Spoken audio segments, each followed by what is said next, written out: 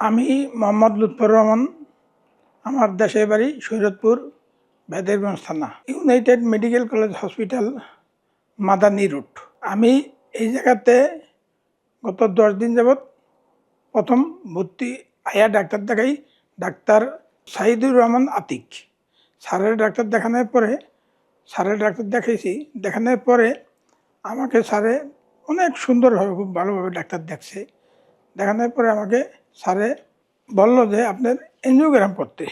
Angiogram করার পর আমাকে যখন এনজিওগ্রাম করার ভিতরে আমার ঢুকেছে, এনজিওগ্রাম করতে হয়, তখন দেখে আমার হার্টে 6টা বলার পরে স্যারে জিজ্ঞেস করছে রিং পরানো সম্ভব না। আমার ওয়াইফকে নিয়ে বললো যে রিং পরানো সম্ভব না, আপনার তো রিং পরানোর জন্য প্রস্তুতি নিয়ে আসছে, রিং পরানো যাবে না, ওখানে আর সার্জারি করতে যাবে সম্ভব, এছাড়া সম্ভব হবে না।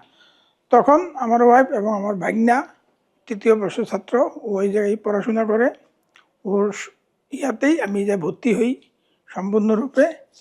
তারপরে এই জায়গায় আমার সিদ্ধান্ত নিই যে আমরা কি করব। তখন আমরা সিদ্ধান্ত নিই যে এভাবে আমরা আমার হার্টের বাইপাস অপারেশনই করব।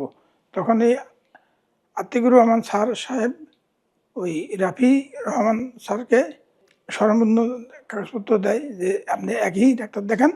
তারপর তাকে ডাক্তার দেখানোর পরে সে আমাদের সম্পূর্ণ ওই ভিডিও ক্যাসেট যেটা ছিল এনজিওগ্রামের, ওই কাগজপত্র দেখা সে বলছে যে ওপেন হার্ট সার্জারি ছাড়া কোনো উপায় নেই, এখন আপনি ওপেন হার্ট সার্জারি করতে হবে। এই আমরা ওপেন হার্ট সার্জারিতে তার সম্পূর্ণভাবে তার সাথে কথাবার্তা বলি, আমরা শুরু করি।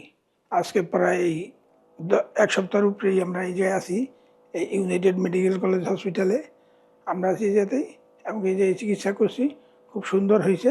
ভবিষ্যতে যে অনেক উন্নতি করতে পারে, এদের আচার আচরণ, হসপিটালের ডাক্তার নার্স যারাই আছে সবাই খুব ভালো, তারা খুব সুন্দর ব্যবহার করে, এবং কি ডাক্তার ঠিকঠাক মতো টাইম টু টাইম আমাকে দেখাশোনা করছে।